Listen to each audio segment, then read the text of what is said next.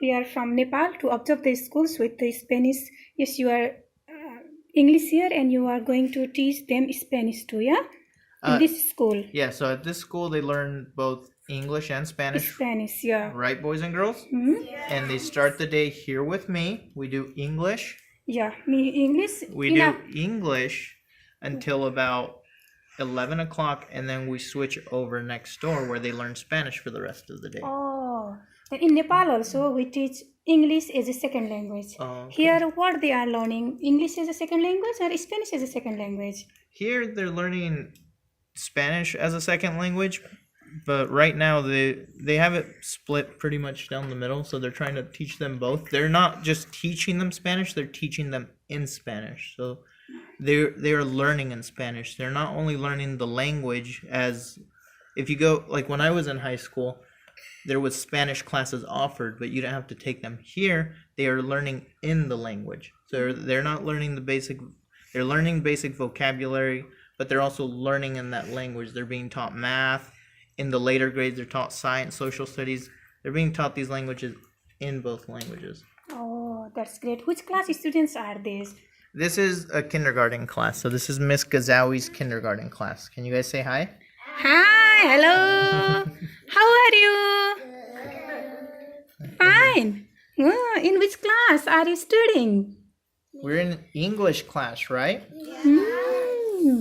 And later we'll go to what class? What class is next door? Spanish. It's difficult to teach them Spanish, though they are from English So culture. How can you teach? How can you develop, give them concept about the Spanish vocabulary? I think a lot of it is, at this age, their mind is like a sponge. I've worked 2 years with the Spanish class. This is my first year in the English class.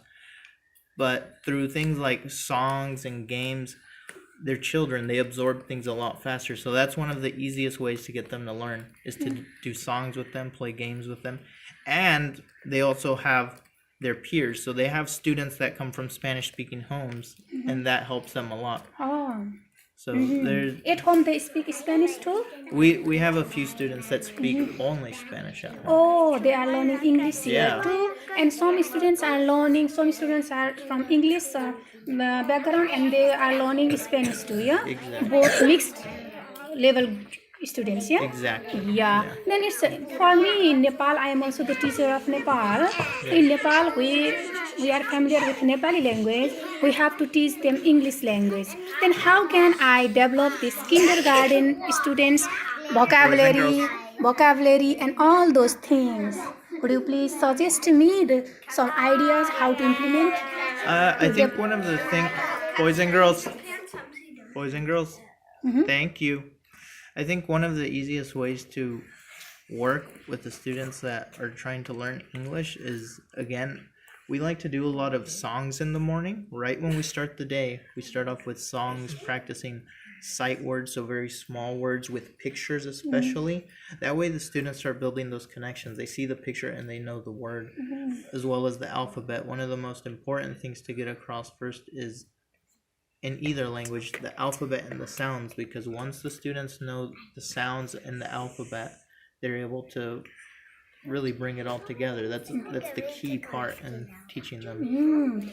To teach English fluently or to teach another language fluently, we have to adopt the songs, musics and pictures in the classroom for the elementary students. Yeah, I definitely think so. Pictures, I mean, they love seeing the pictures. There's times where if we're reading a story and the pictures are very small, you see everybody standing up, because like I've said, they're children.